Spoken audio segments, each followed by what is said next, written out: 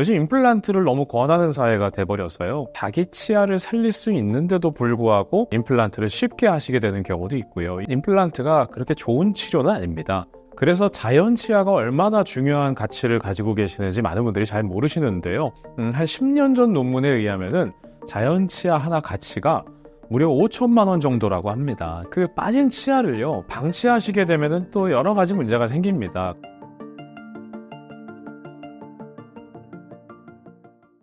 저는 지금 이 치과 의사로서는 25년 차가 벌써 됐네요. 그리고 개원한 지는 20년 정도 됐고요. 또 저는 그 50세 이상의 시니어 분들의 건강 관리라든가 건강 증진을 연구하는 치과 의사들의 모임인 대한시니어치과학회 회장을 겸임하고 있습니다. 장혁진이라고 합니다. 원장님께서 치아 건강의 중요성을 많이 강조하시는 것으로 알고 있습니다. 치아 건강이 중요한 이유를 설명해 주신다면요? 네, 일단 치아 자체 우리 구강 내에는요, 크게 두 가지 질환을 보실 수 있습니다. 치주 질환과 또 충치, 이렇게 양대 질환으로 보시면 될 것 같은데요. 요즘은 치과 기술이 너무 좋아졌기 때문에 물론 충치가 생기면 안 되지만 충치는 치과 기술로 대부분 해결이 됩니다. 하지만 치주 질환은 대부분 치주 질환으로 치아를 빼시게 되는 분들의 치아 상태를 보면은 멀쩡한 경우가 많거든요. 충치가 생기지 않는 멀쩡한 치아가 빠지게 되는 치주 질환은요, 충치에 비해서 훨씬 더 해결하기 어려운 질환이라고 보시면 될 것 같습니다. 치주 질환을 방치했을 경우 어떤 증상이 일어날 수 있나요? 많은 분들이 치주 질환이 생기면은요, 대부분 아시고 계시는 것처럼 잇몸이 붓고 피나고 흔들거리고 치아가 단순히 빠지게 되는 그렇게 생각을 하시다 보니까 이가 좋지 않으신 어떤 분들은 또 내가 이가 안 좋지만 쓰는 데까지 쓰다가 그냥 치아를 발치하고 임플란트 하지 이렇게 생각하시는 분들이 계시거든요. 근데 가장 큰 문제는요, 우리 입안에 치주 질환을 일으키는 세균은 진지발리스라는 세균이 있습니다. 그 세균 자체가 우리 입안에 우리 모든 이 건강 전신에 있는 치주 세균 중에 가장 안 좋은 세균이 바로 이 진지발리스 세균이라는 아주 독한 세균인데요. 이 세균이 입안에만 있는 것이 아니고요. 치주 질환이 많이 있는 경우에는 이 세균이 우리 전신에 피를 타고 돌게 됩니다. 그래서 우리 몸 전체에 뇌졸중을 일으킨다거나 또 골다공증이 생긴다거나 심장질환, 당뇨, 또 고혈압, 동맥경화, 치매 여러 가지 전신질환들을 일으키게 되거든요. 근데 어떤 분들은요, 이걸 믿지를 않으세요. 치주 세균이 생기는데 왜 전신질환이 생기고 몸이 안 좋아지느냐 이렇게 말씀하시는 분들이 생기는데요. 실제로 제가 예를 하나 들어서 설명을 드릴게요. 아마 심장 박동기를 다셨다거나 아니면 심장 이식 수술을 하신 분들은 제 말을 이해하실 수 있는데요. 대학병원에서 심장 수술을 한다거나 아니면 심장 박동기를 다시거나 하는 경우에는요, 옛날부터 심장과 교수님들이 이런 심장 수술을 진행하다가 어느 날부터 자꾸 이렇게 실패를 하게 되니까 그 이유에 대해서 고민을 하시다가 결론을 내린 게 뭐냐면은 그 실패하시는 모든 분들의 공통점이 치주 질환이 심하게 있었다라는 거죠. 반대로 얘기하면은 그렇게 아까 말씀드린 것처럼 치주 세균이 우리 몸을 타고 놀다가 신장 이식을 한 부분에 감염을 일으키게 됩니다. 그래서 이식한 부분들이 망가지고 결국은 수술이 실패하게 되는 그 이유를 알게 되신 거죠. 그렇기 때문에 실제로 그렇게 심장 수술을 하시기 전에 그 심장과 교수님이 치과에 가셔서 스케일링을 받고 꼭 오시라고 할 만큼 그만큼 치석에 있는 우리 입안에 있는 치주 질환을 일으키는 진지발리스 세균은 실제로 우리 전신을 돌면서 모든 부분들을 다 망가뜨립니다. 지금 표도 나오고 있지만 뇌졸중, 그러니까 치주 질환이 있으신 분들이 뇌졸중을 일으킬 가능성이 거의 3배 가까이 되고요. 또 심장 질환을 일으킬 가능성도 3배 정도. 그리고 치주 질환이 있으신 분들은 당뇨를 일으킬 가능성이 또 6배 정도 올라가고요.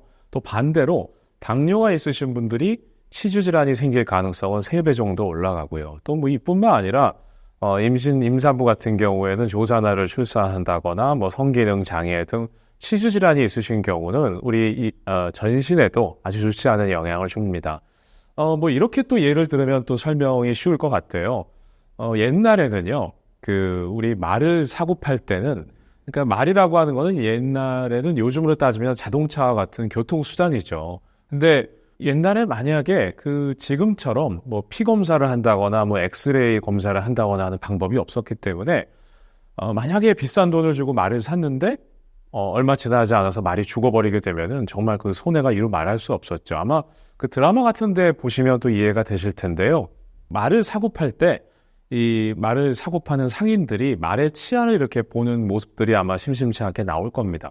소를 사고 팔 때도 아마 똑같은 모습들이 있었을 거고요. 실제로 이렇게 입안 검사를 해봤을 때 치아가 흔들거리고 좋지 않은 말이나 소들은 얼마 살지 못하고 실제로 죽었다고 해요. 이것도 마찬가지로 전신질환과 치주질환이 얼마나 영향이 있는지를 아시게 되는 것 때문에 중요한 것은 우리가 치주질환을 예방하는 것이 단순히 치아를 살려서 임플란트를 하지 않게 만드는 것뿐만 아니라 전신질환하고도 정말 큰 영향이 있다고 볼 수 있겠습니다. 치주 질환의 대표적인 자각 증상에는 어떤 것들이 있나요? 네, 일단 치주질환은요, 그 자각 증상 자체가 느끼는 게 쉽지가 않습니다. 보통 치주질환은 제가 암하고 비슷하다 항상 이렇게 강의할 때 말씀을 드리는데요. 암도 마찬가지입니다. 대부분 본인이 자각 증상이 없다가 어느 날부터 몸이 좀 이상해가지고 병원에 갔더니 뭐 암이 2기, 3기다 이렇게 얘기를 들으시는 분들이 많이 계시거든요. 이 치주질환도요, 충치와는 다르게 진행이 좀 많이 된 상태에서나 비로소 증상이 느껴집니다. 그래서 평상시에는 괜찮다가 어느 날 좀 붓고 피나고 해서 치과에 갔더니 이를 빼셔라 이렇게 얘기를 들으셔서 당황하시는 분들이 많이 계시거든요. 우리가 치주질환이 있으신 이유가 앞서 말씀드린 진지발리스 세균으로 인해서 잇몸뼈가 파괴되게 되는데요. 희한하게도 우리 잇몸뼈에는 신경이 없습니다. 만약에 충치처럼 치아에 신경이 있다면은 충치가 진행되면은 극심한 통증이 올 텐데요. 이 치주질환이 있으신 경우에는 많이 아프지 않고요. 그냥 단순히 우리한 느낌이 처음에 듭니다. 또 예를 들어서 조금 시린 느낌이 든다거나 약간 피가 난다거나. 근데 만약에 또 피가 계속 나면은 또 병원에 오실 텐데요. 피가 났다가 안 났다가, 컨디션이 좋으시면은 또 피가 안 났다가 뭔가 피곤하거나 하면은 피가 좀 난다거나 이런 증상이 있을 수도 있고요.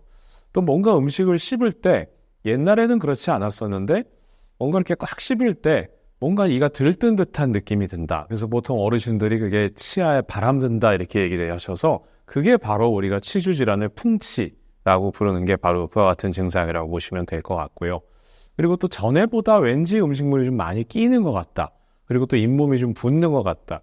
이런 크게 불편하지 않은 증상만 가지고서도 병원에 오시면 이미 어떤 단계를 넘어버려서 치아를 빼게 되시는 경우도 있기 때문에 그래서 우리가 보통 6개월에 한 번씩 가셔서 치과에서 스케일링 하시고 미리미리 검사를 받으시라고 하는 게 바로 그 이유라고 보시면 될 것 같아요. 많은 사람들이 하고 있는 구강관리법은 하루에 3번 양치하기인데요. 구강관리는 3번 양치하기로 충분할까요? 일단은 우리가 333 해서 보통 그런 얘기 많이 하시죠. 얘기는 많이 들어보셨을 거예요. 근데 333이 뭐냐면 식후 3분 이내 그리고 하루 3번 그리고 3분 동안 이렇게 칫솔질하는 걸 보통 333 이렇게 얘기를 하시는데요. 일단은 뭐 하루에 3번 양치하는 것 물론 중요합니다. 그리고 요즘에는 많은 분들이 이 덴탈 IQ가 올라가셔서 뭐 직장인분들도 칫솔 가지고 다니시면서 점심 때 당연히 칫솔질 많이 하시고요. 근데 또 어떤 분들은 그런 얘기 하세요. 나는 이를 정말 열심히 닦는데 우리 남편은 뭐 술 마시고 집에 들어왔는데 이도 안 닦고 자도 이가 멀쩡한데 나는 뭔가 좀 계속 열심히 닦는데도 잇몸이 붓고 피나고 충치가 생긴다 하시는 분들이 계시거든요. 이건 크게 2가지로 이유를 보시면 될 것 같아요. 첫 번째는 칫솔질을 여러 번 하시는 것도 물론 중요하지만 한 번 하더라도 제대로 하는 게 중요합니다. 우리가 치주질환이 생기는 것은 결국은 입안에 음식물 찌꺼기가 끼기 때문이거든요. 음식물 찌꺼기가 낀 부분을 정확하게 제거를 해주지 않으면요, 결국 우리 치약은 화하기 때문에 칫솔질 한번 하시고 나면은 뭔가 본인이 잘 닦은 것 같은 느낌이 들지만 실제로는 그렇지 않습니다. 그렇기 때문에 첫 번째 이유는 하루 3번 닦으시는 것도 중요하지만 제대로 닦는 것도 중요하고요. 그리고 제대로 닦는다라고 하는 건 이렇게 이해하시면 될 것 같아요. 우리가 학생이 책상에 앉아가지고 오래 앉아있다고 공부를 잘하는 건 아니거든요. 짧은 시간 책상에 앉아서 공부하더라도 효율적인 방법으로 공부하는 게 더 중요한 것처럼 칫솔질도 제대로 닦는 것. 뭐 요즘은 뭐 치과도 아주 친절하기 때문에 치과에 가시면은요, 이 닦는 방법 아주 잘 가르쳐 주실 겁니다. 그런 부분도 있고요. 그리고 또 하나는 우리가 치아도 마찬가지지만 잇몸뼈도요, 유전적인 요소가 상당히 높습니다. 그래서 어머님, 아버님 때부터 이가 좋지 않으셔서 치아가 빠지셨던 분들은 자제분들도 이가 좋지 않으셔서 치주 질환으로 고생하실 가능성이 상당히 크다고 봐야 됩니다. 그래서 유전적인 요소도 상당히 높다고 보시는 게 맞을 것 같습니다. 그러니까 예를 들어서 어떤 분들은 칫솔질을 하실 때요, 뭐 치약을 많이 짭니다. 그리고 막상 칫솔질을 하실 때는 치약을 세면대에 한 반 떨어지죠. 그리고 거품나게 칫솔질을 하시는데, 제가 아까 333 말씀드렸잖아요. 3분 동안 닦으셔야 되는데, 아마 이 채널 보시는 분들도 스톱워치를 켜놓고 내가 평상시에 닦는 대로 한번 닦아보시고 다 닦으신 다음에 스톱워치 시간을 딱 보시면은요, 30초 넘기는 분도 잘 없습니다. 그리고 아무리 길어봤자 1분 넘기시는 분들도 없고요. 보통 우리가 칫솔질을 한다라고 하는 거는 위아래 치아를 이렇게 이런 식으로 닦으면서 어금니 바깥쪽, 또 씹는 면 안쪽, 그리고 또 혀도 닦고요. 그리고 칫솔질이라고 하는 것은 말 그대로 치아만 닦는 것이 칫솔질이지, 입솔질이라는 것도 있습니다. 그러니까 칫솔을 이용해서 입솔질과 칫솔질, 그러니까 치아를 닦는 것과 잇몸을 닦는 것까지 같이 병행해서 닦으시는 시간이 3분 정도 걸리기 때문에 우리가 보통 333을 권유드리는 거거든요. 그렇기 때문에 이와 같은 방법으로 확인하셔서 잘 닦으시는 방법을 통해서 꼼꼼하게 3분 동안 닦아주시는 것도 또 중요하다고 보겠습니다. 잘못된 칫솔질은 무엇인가요?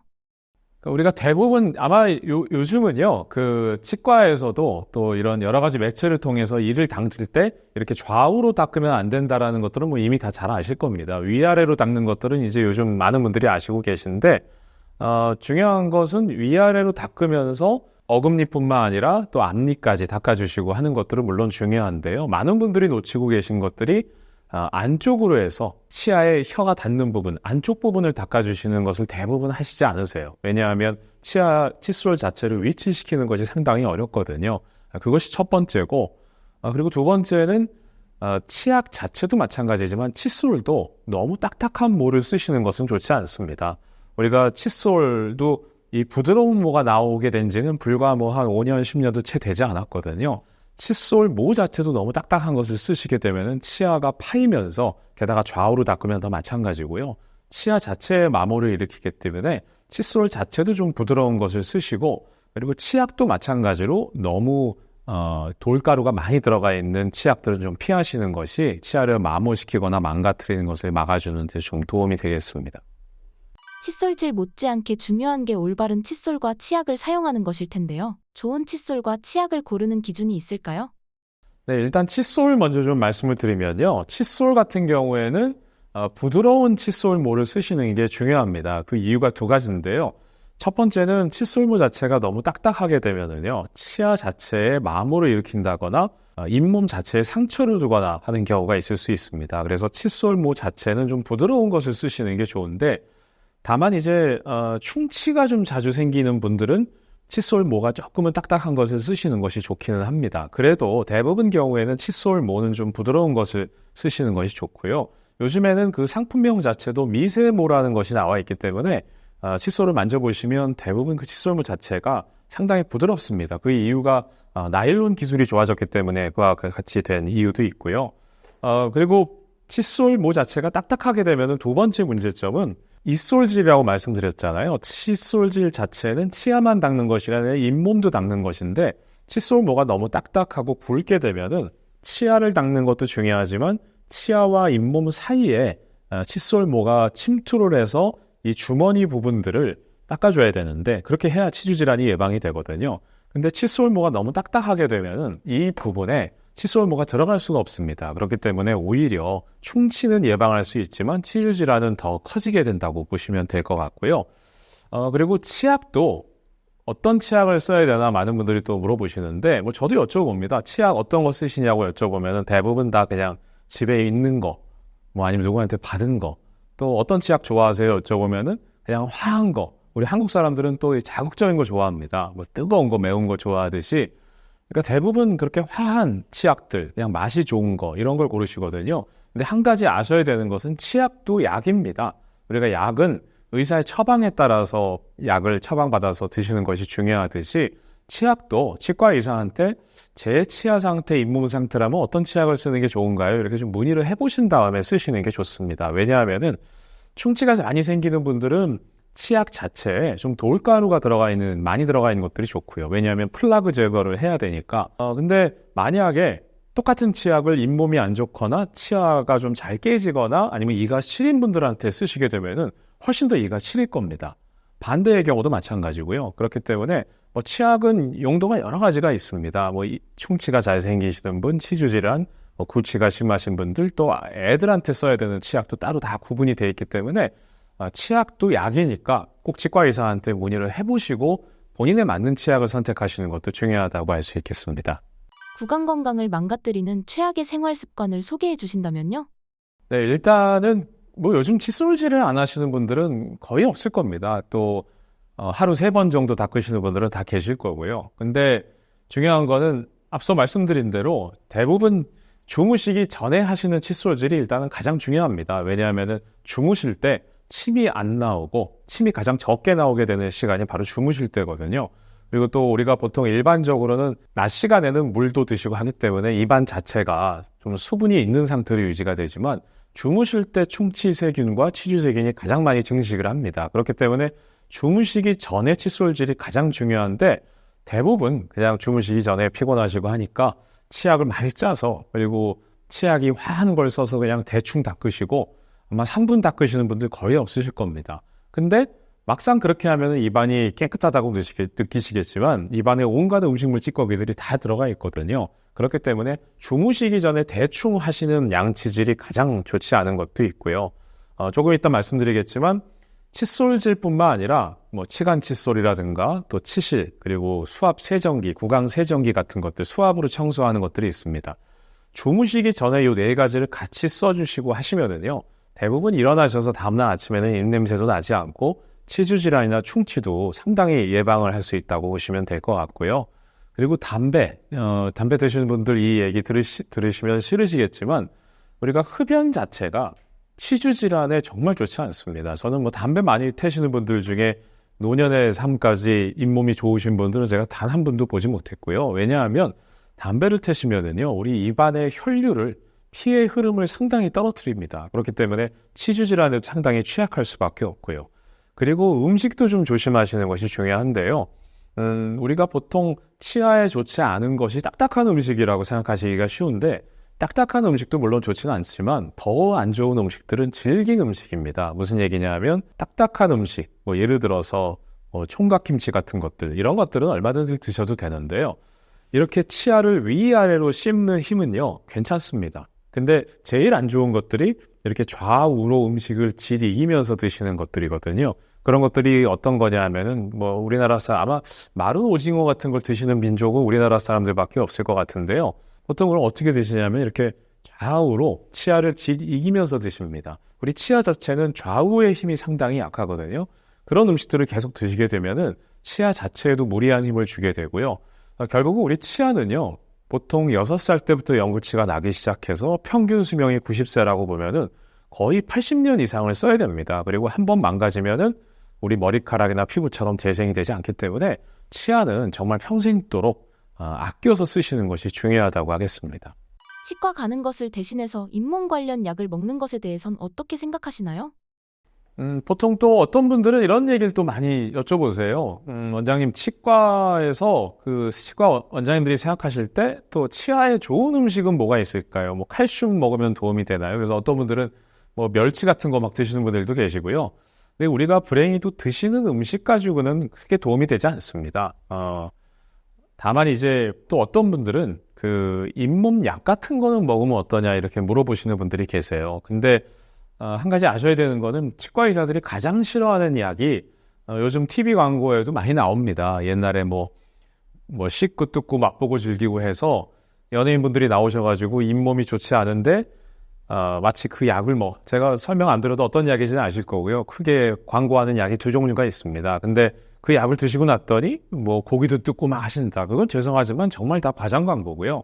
치과 의사분들이 그 약을 싫어하시는 이유가 뭐냐면은 그 약이 효과가 없지는 않습니다. 근데 많은 분들이 치과 잇몸이 좋지 않은데 뭔가 치과에 가기는 가야겠는데 치과 오시긴 대부분 다 거부감이 있으세요. 비용이 많이 들 것 같고 또 아플까 봐.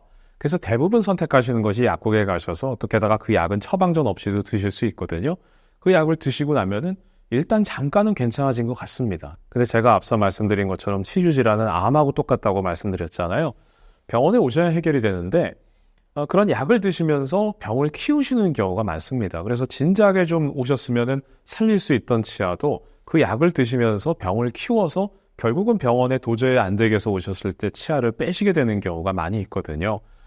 마치 그건 어떤 거하고 똑같냐면은 우리가 식사를 하고 나서 음식물 쓰레기들이 많이 있는데 그걸 근본적으로 음식물 쓰레기를 치우고 설거지하는 게 아니라 그냥 귀찮다고 비닐로 덮어놓는 거하고 똑같습니다. 그럼 당장은 냄새가 안 나죠. 근데 시간이 지나면 어떻게 되는지 아마 당연히 아실 거고요. 그렇기 때문에 치아에 좋은 음식은 없다고 보시는 게 맞습니다. 그리고 치아에 좋은 약도 없습니다. 그렇기 때문에 가장 근본적인 것은 치과에 오셔서 근본적으로 우리가 6개월에 한 번 정도씩 스케일링 해주시고 뭐 그 정도만 하셔도 의료보험 되기 때문에 아프지도 않고 얼마든지 자주 치료 받으실 수 있거든요. 그리고 말씀드린 것처럼 칫솔질 잘 하시고 그리고 나머지 치간 칫솔이라든가 치실이라든가 또 구강세정기 같은 것을 보조도구로 좀 써주시게 되면은 대부분 치주 질환들은 예방이 된다고 보시면 될 것 같습니다. 유독 입냄새가 심하게 나는 사람들이 있습니다. 입냄새가 나는 원인은 무엇인가요? 네, 그러니까요. 많은 분들이 본인이 입냄새가 난다라고 생각하시는 분들은 아마 거의 안 계실 겁니다. 우리가 입냄새라고 하는 건요, 본인은 느끼기 어렵습니다. 근데 주변 분들은 정말 입냄새 많이 나는 분들은요, 주변 사람들이 가까이도 가지 못할 만큼 그 냄새가 너무 심합니다. 근데 어느 날부턴가 왠지 사람들이 날 피하는 것 같은데 본인은 이유를 모르고 또 아무리 친한 분들도요, 친구나 아니면 심지어 가족도 너 냄새 난다, 입냄새 난다 이렇게 얘기를 잘 못합니다. 왜냐하면 상처받을까 봐.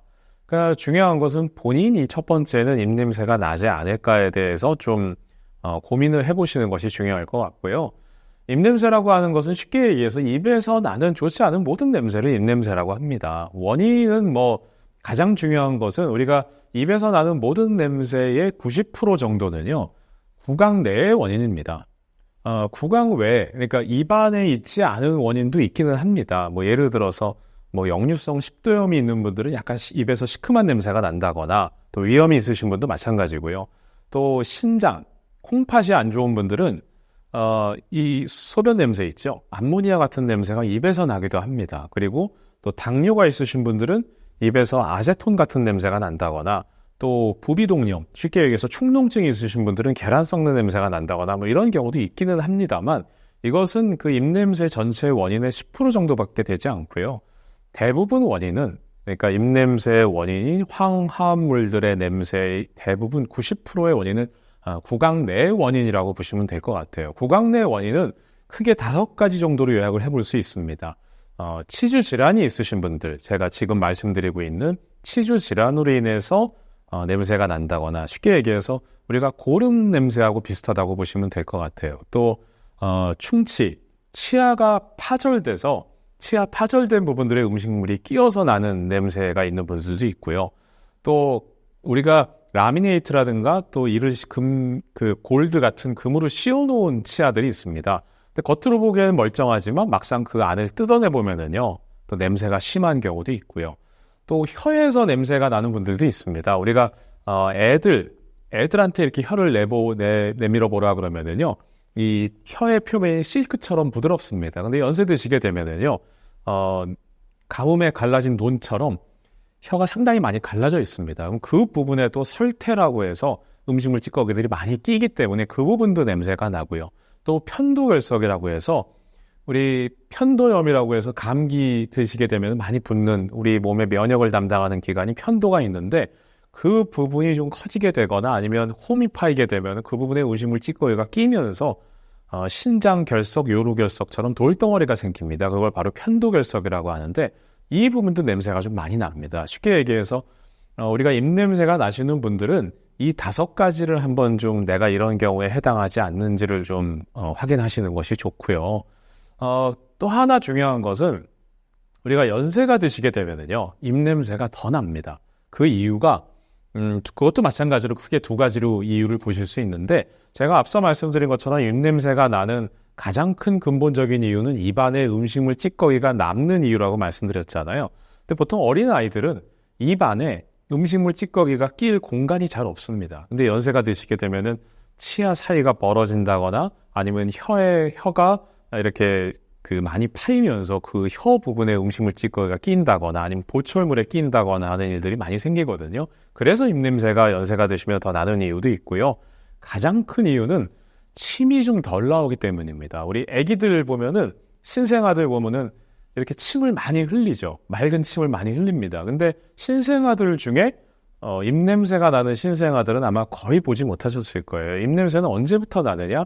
치아가 나기 시작하면 납니다. 그리고 연세가 드시게 되면은 이 침샘에서 침 분비가 적어집니다. 그럼 우리 입안을 셀프 클렌징 해주는 기능이 떨어지게 되거든요. 그렇기 때문에 연세가 드시면 드실수록 물을 좀 많이 드시면서 또 물 드셔도 안 된다고 하시는 분들도 계세요. 그런 분들 같은 경우에는 자일리톨 같은 무설탕 껌을 좀 씹는다거나 또 인공 타액이라는 것도 있습니다. 입안을 좀 촉촉하게 만들어주는 그 액체도 있거든요. 이런 것들을 좀 사용하시게 되면은 입냄새를 좀 현저하게 줄일 수 있습니다. 입냄새를 완벽하게 없앨 수 있는 방법이 있을까요? 네, 입냄새를 없애는 최선의 방법은요. 결국은 첫 번째는 우리 입안에 음식물이 낄 만한 공간들을 없애주는 겁니다.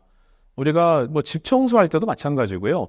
이 먼지가 낄 수 있는 공간들이 많이 있으면 아무래도 좀 청소가 어렵죠. 그러니까 우리 입안을 음식물 찌꺼기가 끼지 않을 수 있는 공간을 만들어주는 게 첫 번째고요. 그리고 두 번째는 음식물 찌꺼기가 남지 않도록 깨끗하게 청소를 해주는 겁니다. 근데 우리가 많은 분들 생각하시는 게 그냥 칫솔질 하루 3번 이걸 생각하시는데요. 칫솔질 마루는 절대 음식물 찌꺼기가 빠지지 않습니다. 근데 칫솔질하고 나면 입안이 화하니까 난 깨끗해 이렇게 생각하시지만 우리가 집안 청소를 할 때도요. 청소 도구를 하나만 쓰지는 않습니다. 진공청소기 돌린 다음에 난 집안이 깨끗해 청소 다 했어 이렇게 하시지 않거든요. 진공청소기도 하셔야 되고요. 또 부엌의 싱크대를 청소할 때는 또 수세미도 있어야 되고 또 물걸레질도 해야 되고 그리고 먼지도 털어야 되고 그리고 또 필요하다면 가족끼리 힘을 합쳐서 침대도 한번 들었다가 밑에도 닦아야 되고 이렇게 대청소하는 것은 이제 치과에 오셔서 하는 스케일링이라고 보시면 되고요. 매일매일 하는 청소는 이렇게 청소 도구가 여러 개 있어야 됩니다. 근데 칫솔질만 가지고 되지 않는다라는 거죠. 그게 제가 바로 말씀드리는 치실, 치간 칫솔 그리고 우리가 세차장 가면은 수압으로 세게 쏘잖아요. 맨 처음에. 그게 바로 이와 같은 이제 수압 세정기, 구강 세정기라고 보시면 될 것 같아요. 이렇게 조금 번거로우시겠지만 이 4가지를 같이 써주시게 되면 근데 불행히도 이 4가지를 같이 쓰시는 분들이 거의 없습니다. 심지어 치과 의사분들도 이 4가지 중에 아마 1, 2개 정도밖에 안 쓰실 수도 있습니다. 근데 만약에 본인이 입냄새가 좀 많이 나고 나는 유전적으로 어머니 아버지 때부터 이가 좋지 않았다. 이런 분들은요. 이 4가지를 젊으셨을 때부터 쓰시면 치주질환과 충치가 거의 생기지 않고요. 제가 외부에서 강의를 드릴 때도 농담 삼아 그렇게 말씀드립니다. 이 4가지 열심히 쓰시면 대한민국 치과 다 문 닫아야 된다. 이렇게 말씀드릴 만큼 정말 효율적인 방법이기 때문에 이와 같은 도구를 사용해서 관리를 해주시게 되면은 치주질환, 충치, 입냄새 이런 것들이 거의 생기지 않는다고 보시면 될 것 같아요. 구강 건강을 지키기 위해 반드시 해야 할 것들을 정리해 주신다면요? 네, 일단 자동차는요. 제가 항상 강의 드릴 때 그렇게 말씀드립니다. 자동차를 오래 타려면 어떻게 되냐 생각을 해보시면 답이 나옵니다. 일단은 본인 스스로 할 수 있는 것들이 있고요. 뭐냐면 자동차를 급가속한다거나 급정거한다거나 하지 않고 또 세차도 자주 해주고요. 그리고 본인 스스로 자동차에 관심을 가져야 됩니다. 내가 정비사는 아니지만 내 차가 괜찮은지 관심을 가져주시는 것이 중요하고요. 그리고 중요한 것은 몇 달에 한 번씩 정비소 가야 됩니다. 그래서 엔진 오일도 갈고 정비를 해야죠. 그렇게 하시면은요. 자동차 30년이 아니라 100년도 탑니다. 치아도 마찬가지거든요. 가장 중요한 것은 본인 스스로 제가 앞서 말씀드린 구강 관리 도구를 이용해서 본인 스스로 하는 관리를 하시면서 치과에 오셔서 요즘 스케일링 하는 거요.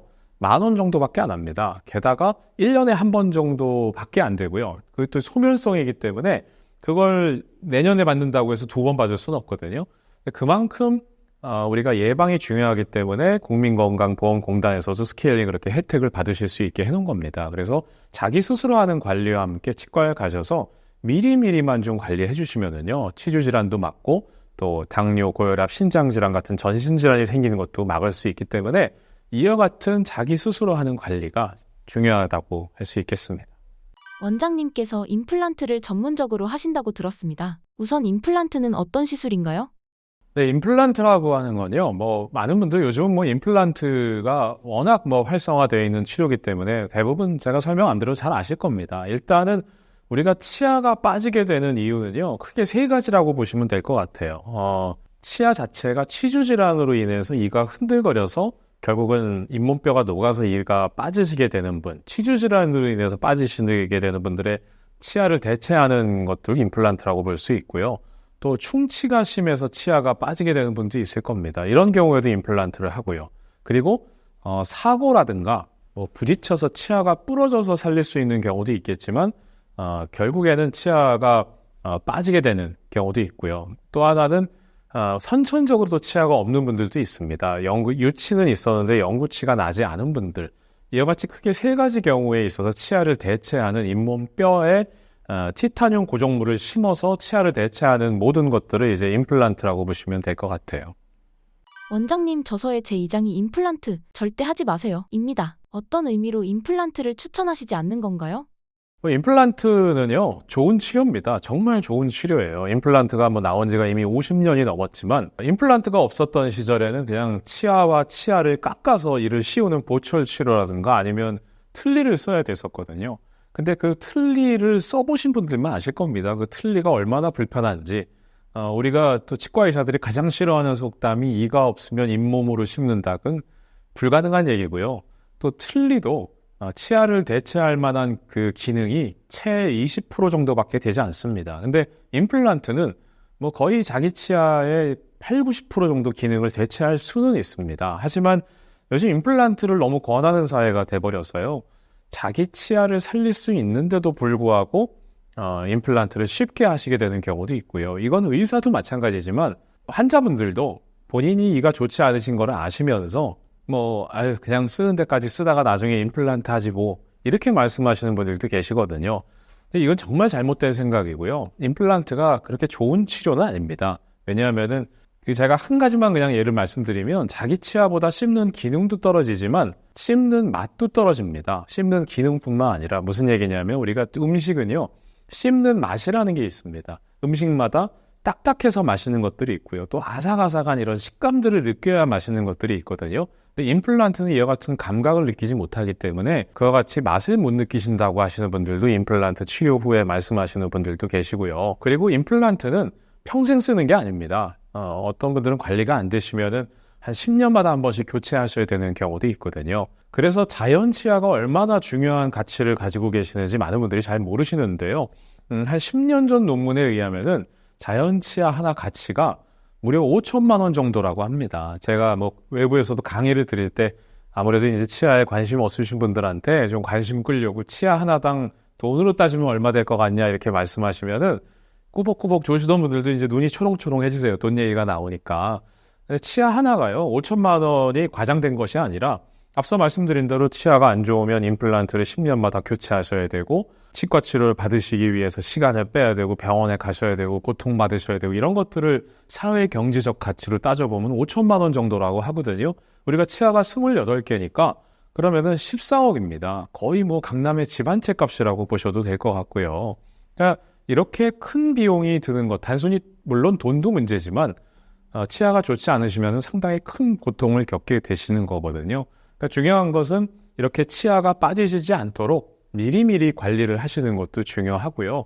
그리고 설사 치아가 안 좋아지셨다고 하더라도 본인 치아를 최대한 살리실 수 있는 노력을 하신 다음에 정 안 되시는 경우에 임플란트를 하시는 것이 중요하다고 보겠습니다. 그럼에도 불구하고 임플란트를 해야 하는 상황은 어떤 경우인가요? 제가 앞서서 임플란트는 가능하면 하시지 않는 것이 좋다라고 말씀드렸지만요. 그렇다고 해서 안 좋은 치아를 무조건 그냥 두시라는 것이 아닙니다. 왜냐하면요, 치주 질환이 생겨있는 치아를 빼야 되는 타이밍을 놓치게 되면요, 결국에는 주변 치아까지 잇몸뼈가 녹으면서 그 부분의 치아를 다 빼시게 되는 경우도 있습니다. 그건 마치 예를 들어서 우리가 사과 있죠. 하나의 사과가 곰팡이가 생겼으면은요, 그 사과는 빨리 그 사과 박스에서 제거를 해야 됩니다. 근데 그걸 그냥 두게 되면 어떤 일이 생기냐면 정상적인 사과까지 같이 곰팡이가 생겨서 박스 자체가 다 못 빼하게 되는 경우가 있거든요. 치주 질환도 마찬가지입니다. 어떤 특정 치아에 치주 질환이 생겼다고 하면은요, 물론 잇몸 치료를 통해서 살려봐야겠지만 어떤 그 임계점, 그러니까 더 이상 치아를 살릴 수 없는 지경까지 이르게 된다면은 빨리 치아를 빼주지 않으면 앞서 그 사과를 말씀드린 것처럼 주변 치아까지 다 망가지게 되죠. 그러니까 뭐 아예 뭐 충치로 인해서 이가 빠졌다거나 아니면은 뭐 근본적으로 유전적으로 아예 치아가 없으신 분들, 뭐 이런 경우에는 뭐 당연히 임플란트가 바로 들어가야겠지만 치주 질환이 있으신 경우에는 최대한 치아를 살려서 또 임플란트 하시는 것이 1차적으로 좀 고려해 볼 사항이라고 할 수 있죠. 이미 치아가 빠진 경우에는 어떻게 해야 되나요? 네, 우리가 그 빠진 치아를요, 방치하시게 되면은 또 여러 가지 문제가 생깁니다. 근데 뭐 병원에 오시는 환자분들 중에 내가 여기 아래 이가 빠졌는데 뭐 좀 있다가 임플란트 하지 뭐 이렇게 생각하시는 분들도 많이 계세요. 근데 그러면 두 가지 문제가 생깁니다. 그 치료 자체가 점점 일이 커지는 이유가 뭐냐면 첫 번째는요, 희한하게 우리 치아가 빠지고 나면은요, 잇몸뼈가 주저앉게 됩니다.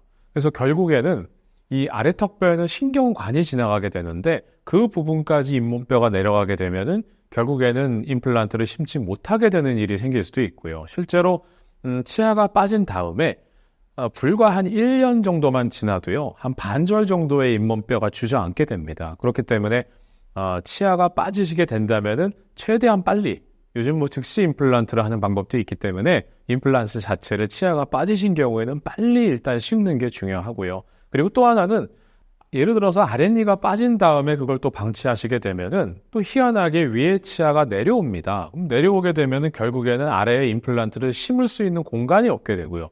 이런 경우에는 또 치아 교정을 해서 치아를 위로 올린다거나, 연세가 뭐 70, 80 되신 분들한테 치아 교정을 한다는 것도 쉽지가 않거든요.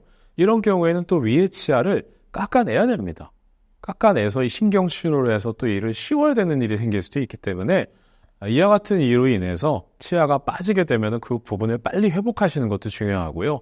그리고 또 얼굴 모양도 바뀌게 됩니다. 아무래도 빠지게 되면 한쪽으로만 씹으시기 때문에 얼굴이 비대칭이 온다거나 또 얼굴이 합죽해진다거나 뭐 그런 얘기, 치아가 좋지 않으셔서 이런 분들이 말씀 많이 하시는 게 내가 옛날에는 그렇지 않았는데 좀 얼굴이 합죽해진다, 아니면 치아가 튀어나온다, 돌출된다, 이런 말씀 하시는 게 그것은 마치 우리가 그 책장에 가운데 책을 빼면은 책이 무너지는 거하고 똑같거든요.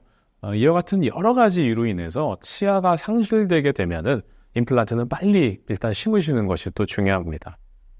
임플란트 시술 대신 틀니를 사용하는 것에 대해선 어떻게 생각하시나요? 뭐 틀니를 안 써보신 분들이 많이 말씀하시는 게 내가 이가 좋지 않은데 그냥 틀니하면 되지라고 생각하시는 분들이 많은데요. 이 틀니, 우리 입안은요 정말 예민한 공간입니다. 얼마나 예민하냐 보면 그 식사하시다 보면은 음식에 머리카락 들어가 있으면요, 그 머리카락이 얼마나 가늘어요. 근데 머리카락만 들어가 있어도 씹으시다가 입에 들어가 있는 머리카락을 딱 꺼내실 만큼 우리 입안은 정말 예민합니다. 뭐 돌도 마찬가지겠지만, 근데 우리 틀니라고 하는 것의 사이즈는 아마 제가 설명 안 드려도 아실 거고요. 그 큰 틀니가 입안에 들어가게 되면은요, 처음 껴오신 분들 물론 오래 끼셔도 적응이 안 되시지만 너무 턱이 아프고 또 침도 많이 나오고 또 잘 씹을 수도 없고 또 침도 못 삼키고 또 맛도 못 느낍니다. 우리가 맛이라고 하는 것은 혀로 느끼는 게 아니고 또 대부분 담당하고 있는 것들이 입천장으로도 맛을 느끼거든요. 근데 틀니가, 위에 틀니 같은 경우에는 또 입천장을 덮기 때문에 맛을 못 느낀다 하시는 분들도 계시고요. 또 틀니 자체가 남아있는 치아에 고리를 걸기 때문에 과도한 힘이 또 그 치아에 갑니다. 그럼 결국은 그 고리를 건 치아까지 빠지게 되는 일들도 생기게 되고요. 그러니까 요즘은요, 뭐 틀니의 시대는 더 이상은 아닙니다. 물론 임플란트를 아예 못하게 되시는 분들은 어쩔 수 없이 틀니를 선택하시게 되지만 본인이 임플란트를 하실 수 있는 여건임에도 불구하고 뭐 비용이라든가 아니면 뭐 아플까봐 이런 이유로 틀니를 택하시게 되면은요, 시간이 지나면 결국은 임플란트도 다시 못 하시게 되거든요. 그러니까 1차적으로 임플란트를 무조건 고려하시는 것이 좋고요. 물론 치아를 살릴 수만 있으면 살리되 정 안 되는 경우에는 틀니는 아예 생각을 하시지 않는 것이 좋겠습니다. 임플란트 장점은 무엇이 있을까요? 네, 제가 쓴 책에도 임플란트 가능하면 하시지 마셔라 말씀드렸던 것이 자연 치아가 좋기 때문에 말씀드렸던 거지만, 이 자연 치아가 어쩔 수 없이 빠진다고 하면은 첫 번째 옵션은 할 수밖에 없는 것은 임플란트입니다. 왜냐하면은 우리가 브릿지라고 해서 양쪽의 치아가 남아있고 가운데 치아가 빠지게 되면은 임플란트가 없었을 때는 양쪽의 멀쩡한 치아를 깎아서 씌웠을 겁니다.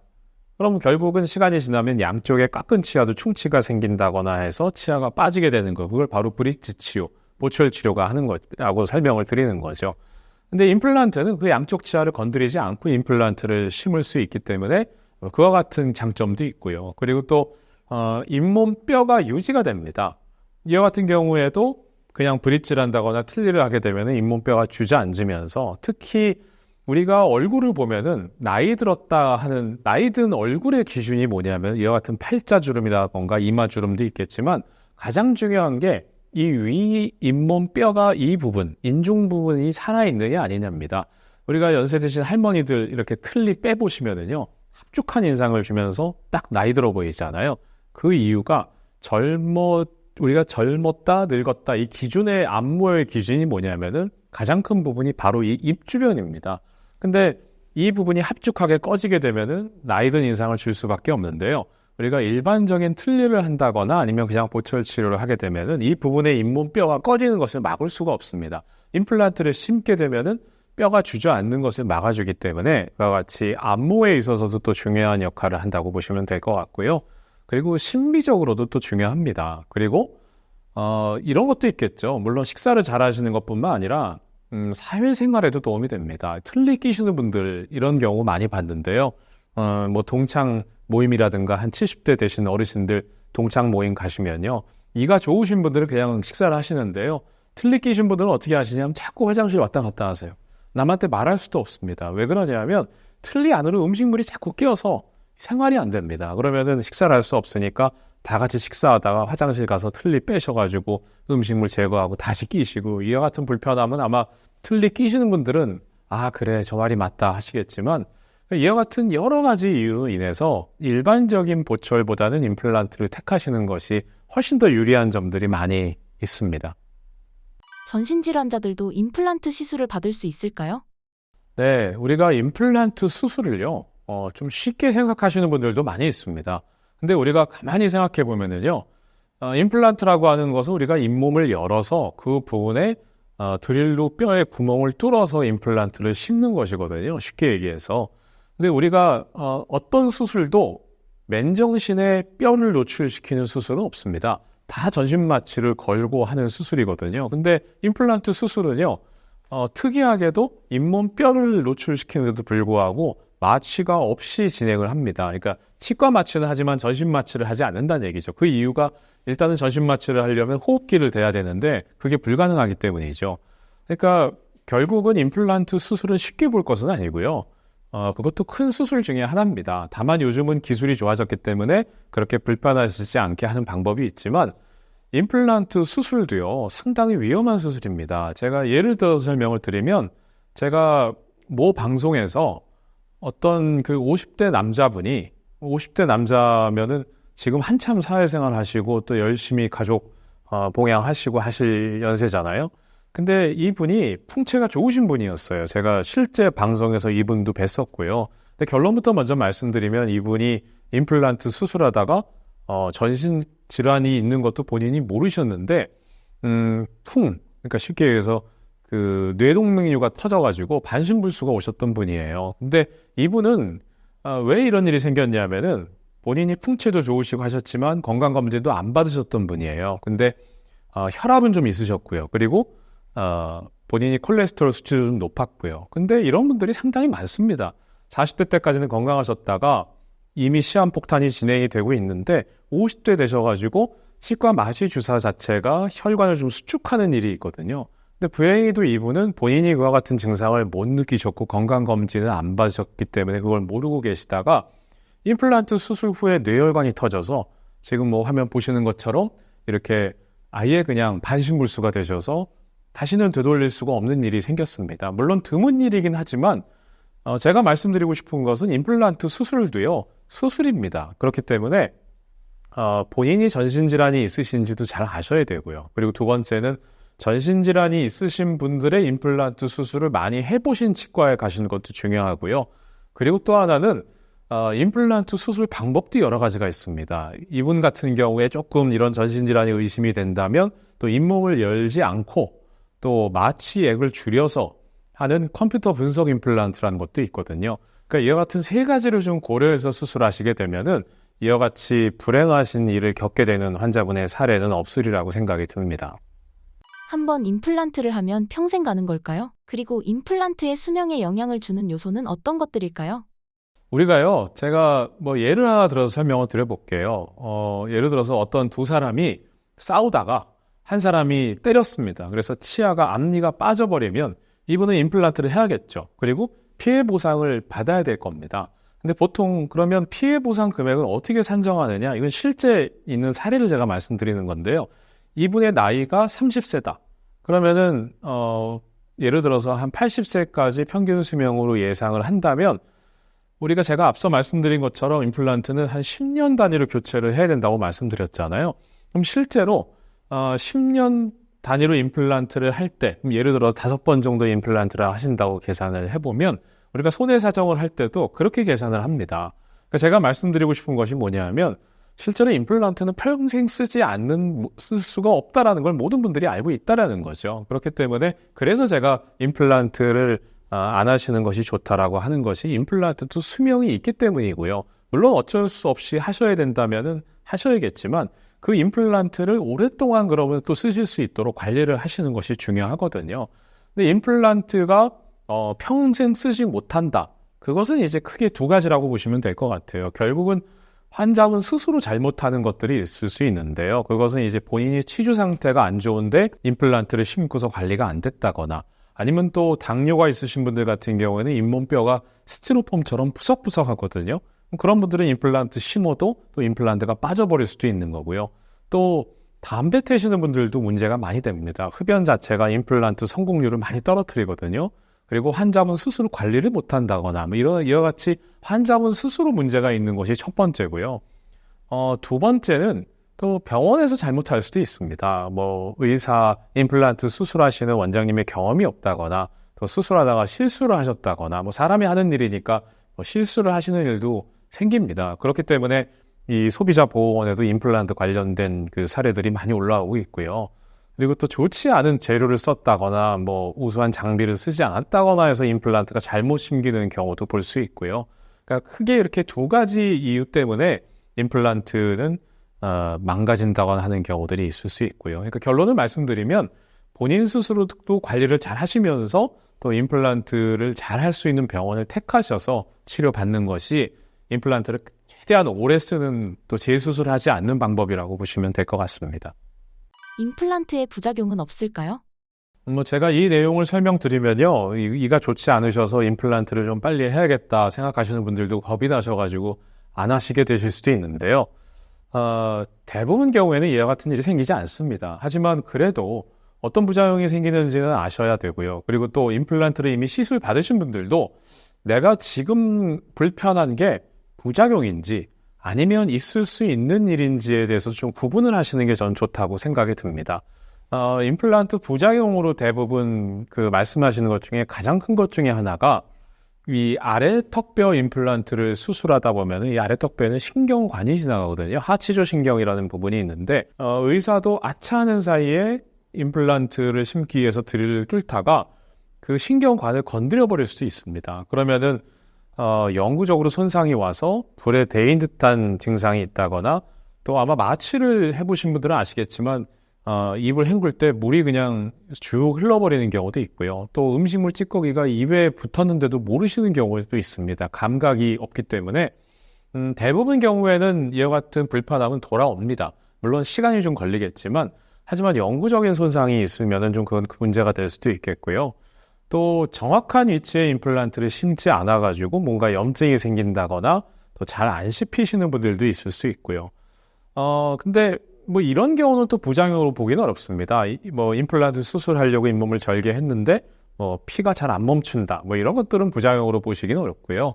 부작용은 쉽게 정의를 해드리면 다시 돌아올 수 없는 손상은 부작용으로 보시는 게 맞을 것 같고요.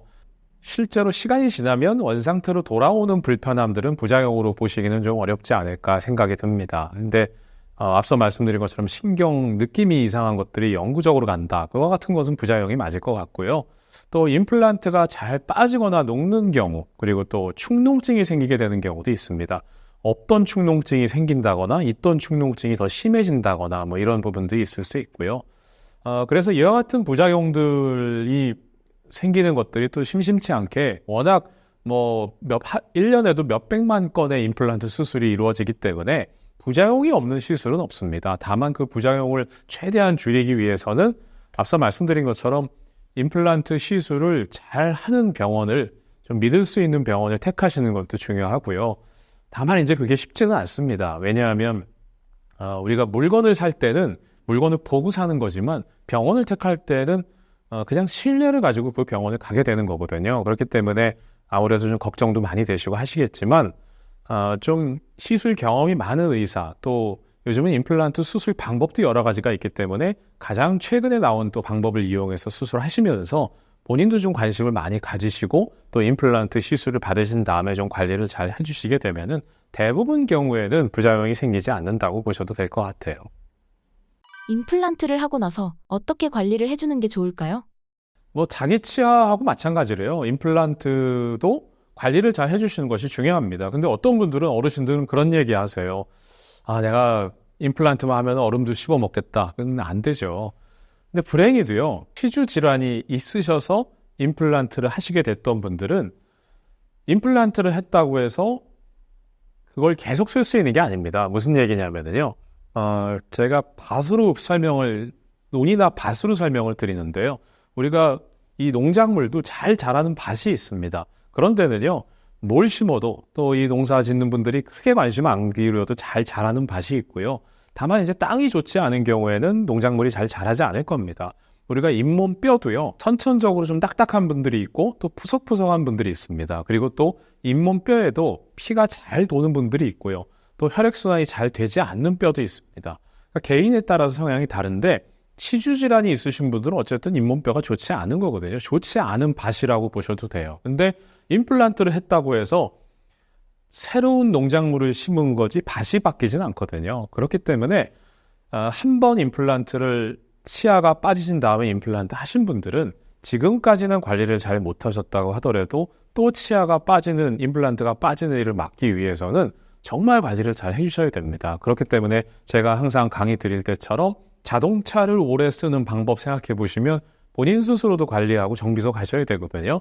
임플란트는 한번 하시고 난 다음에 초반에는 한 석 달에 한 번 정도씩은 치과 가셔서 잘 쓰고 계신지 검진 받으셔야 되고요. 그 다음에 한 2년 정도 지난 다음부터는 아무리 안 가셔도 6개월에 한 번씩은 가셔서 임플란트를 잘 쓰고 계신지 또 잇몸뼈가 녹지는 않은지에 대해서 관리하시고 하셔야만 자동차 관리 잘하셔서 평생 쓰시는 것처럼 임플란트도 오랫동안 쓰실 수 있죠.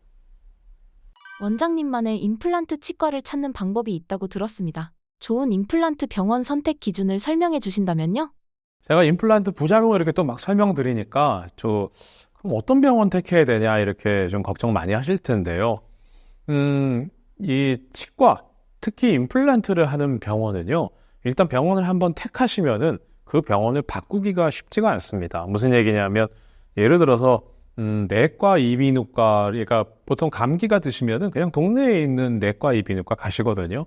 근데 만약에 내가 가던 내과가 없어져도요, 조금 당황스러우시겠지만 그냥 다른 내과 가시면 됩니다. 근데 치과는, 특히 임플란트 치과는 한번 임플란트를 심어 놓으시게 되면은요, 나의 임플란트를 심어준 치과가 없어지게 되면은요, 다른 치과에 가서 그 임플란트가 좀 이상한데 봐달라고 하시면 대부분 봐주시지 않습니다. 그게 의사분들이 왜 그러냐면요, 그걸 괜히 건드려 놓으면 책임 소재가 불분명해지거든요. 그러니까 기본적으로 임플란트를 심으신 다음에는 그 심으신 원장님이 이 상태에 대해서 가장 잘 아시고요. 또 임플란트도 400가지가 넘습니다. 그렇기 때문에 부품이 다 다르거든요. 그러면 그 취급하는 임플란트도 병원마다 다 다르기 때문에 문제가 생겼을 때 부품 교체하기도 쉽지가 않습니다. 그렇기 때문에 치과는 한 번 택하시면 바꾸기가 쉽지 않기 때문에 다른 과보다 훨씬 더 병원을 현명하게 택하시는 것이 좋을 것 같고요. 그래서 제가 여쭤봅니다. 임플란트 병원 고르실 때 어떻게 고르시냐 이렇게 여쭤보면 대부분 다 첫 번째는 내 주변에 임플란트 한 사람이 있냐 없냐 물어보시고요. 그리고 두 번째는 가장 안 좋은 방법인데 그냥 광고 많이 하는 병원 갑니다. 근데 생각을 가만히 해보시면은요. 요즘 뭐 워낙 임플란트 홍수 시대이기 때문에 광고 매체를 보면은요. 우리 병원 임플란트 잘한다. 뭐 못한다고 하는 병원은 아무 데도 없습니다. 근데 대부분 다 그리고 비용으로 광고를 하게 되고요.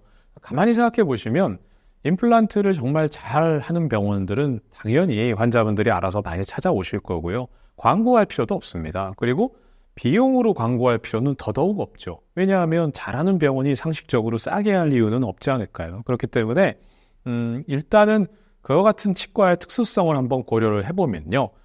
제가 아예 임플란트를 어디서 받을까 고민하시는 분한테 그냥 딱 5가지만 생각해 보시라고 말씀을 드립니다. 첫 번째는 내 임플란트 한번 신고 나면은 끝까지 좀 임플란트를 책임져 줄 병원이라고 설명을 좀 드리거든요. 근데 쉽게 얘기해서 그 임플란트 치과가 한 군데서 얼마나 좀 오래됐나를 보시는 것이 중요하고요. 대부분 치과 원장님들은 양심적이시지만 어떤 병원 같은 경우에는 임플란트를 심어놓고 싼 가격의 임플란트를 심어놓고 아예 병원이 없어져 버리는 경우도 있습니다. 뭐 예를 들어서 내과 치료비를 싸게 하는 것은 뭐 그건 가능할 수도 있습니다. 하지만 앞서 말씀드린 것처럼 임플란트는 한번 심어놓고 그 병원에서 끝까지 케어를 해드려야 되기 때문에 내 임플란트를 끝까지 책임져 줄 병원, 그리고 식당도 마찬가지지만 그 메뉴가 너무 많은 식당은 저는 맛집은 잘 보지를 못했어요. 치과도 마찬가지입니다. 뭐 치아 교정, 소아치과 이런 모든 진료를 다 하는 병원보다는 임플란트를 좀 중점적으로, 그리고 또 전신질환이 있으신 어르신들도 많이 좀 진료를 해본 경험이 많은 의사 병원을 택하시는 것도 중요하고요. 그리고 또 임플란트 사례가 많은 병원도 중요합니다. 그건 확인하는 방법이 있습니다. 뭐냐면은 요즘은 치과 홈페이지도 잘 되어 있기 때문에 그 홈페이지 들어가셔서요. 요즘은 그 환자분들 전후 사진 같은 것들을 많이 올려놓을 수 있게 되어 있거든요. 그러니까 사례가 좀 많은 병원인지도, 그리고 또 큰 치료, 그러니까 하나 두 개 치아 빠진 임플란트를 심는 병원이 아니라 좀 큰 치료를 많이 해놓은 병원을 좀 가시는 것도 하나의 방법이겠고요. 그리고 또 요즘 경기가 어렵다 보니까 많은 분들이 임플란트 병원 택하실 때 그냥 싼 곳만 찾는 경우도 있습니다. 물론 너무 비싼 병원을 가실 필요도 없습니다. 그래서 제가 권해드리는 것은 병원을 한 본인 상태에 대해서 한 2-3군데 정도 상담을 받아보시고, 또 의사도 모든 사람을 다 치료를 잘하는 의사는 없습니다. 환자 의사도 궁합이 맞는 것들이 좀 있거든요. 그렇기 때문에 이분 정도면 내가 좀 신뢰가 갈 것 같다. 그리고 요분 정도의 비용이면은 너무 비싸지도 않고 너무 싸지도 않은 적당한 비용인 것 같다. 이렇게 좀 평균에 해당하는 비용에 해당하는 그 병원을 택하시면은 아마 이 5가지만 지키셔도 임플란트 병원 택하신 다음에 후회하시는 일은 거의 생기지 않을 것 같아요. 좋은 일반 치과를 고르는 기준이 있을까요? 우리가 좋은 치과, 또 양심적인 치과 하면은요, 뭐 저도 안타까운 것이 요즘 뭐 그런 얘기들이 많이 나오기 때문에 치과 의사에 대한 신뢰들이 많이 떨어져 있는 경우도 있습니다. 근데 제가 아는 한 대부분 치과 원장님들은 정말 양심적으로 진료하시는 분들이거든요. 제가 좋은 치과 고르는 방법도 딱 5가지를 요약을 해드릴게요. 그러니까 꼭 임플란트뿐만 아니라 잇몸 치료라든가 충치 치료, 또 교정 치료 하시는 분들도 이와 같은 내용을 좀 들으시면은 정말 그렇겠구나 생각이 되실 텐데요. 일단은 경험이 좀 많은 의료진을 택하는 것이 좋겠죠. 근데 경험이 많은 의료진을 어떻게 확인하느냐? 물론 그 병원을 찾아가 보고 또 레퓨테이션, 그러니까 주변에 그런 것들, 리뷰 같은 것들을 좀 보는 방법도 있겠지만 요즘 뭐 홈페이지만 보셔도요. 요즘 워낙 잘 돼 있기 때문에 의사분들의 어느 정도 나이라든가 또 양력 이런 것들을 좀 참조하시면 좀 시술 경험이 많이 있겠구나. 그리고 또 앞서 말씀드린 대로 한 자리에서 좀 오랫동안 계셨던 분들을 믿고 치료받으시는 것도 하나의 방법일 것 같고요.